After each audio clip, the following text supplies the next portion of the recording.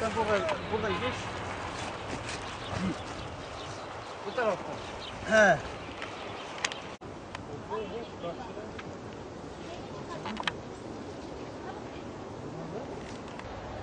Vatandaşımız burada İngöl'e yakın, merkeze yakın 10 kilometre mesafede bahçe ekmiş. Karpuzundan karpuz, ondan sonra biberdir, domatesdir, yer çeşitler, her çeşit bulunuyor. Bu vatandaşın ayağına, herkes kendi arabasıyla, kendi özel arabasıyla, ailesiyle beraber geliyor, istediği şekilde. Ne kadar istiyorsa, kendi şeyine göre, bütçesine göre, kendi ihtiyacına göre götürüyor, kurutuyor. Hem kendi yiyor, hem taze götürüyor evine, saklıyor. Bu güzel, gerçekten güzel bir Bingöl için güzel bir hizmet oluyor. Evet.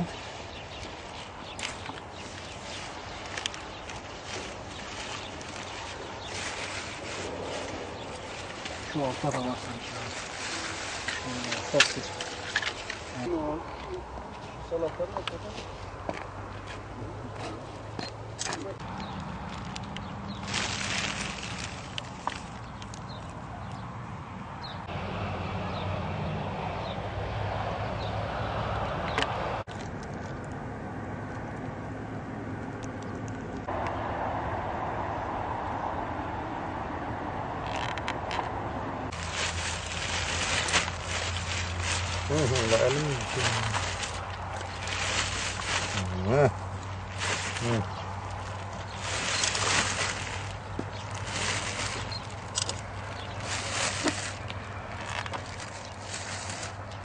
İlkbahardan başladık zaten Mayıs'ın 15'ten çıktı burada başına duruyoruz işte.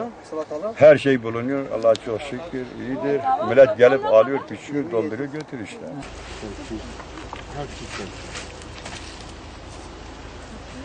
Güzel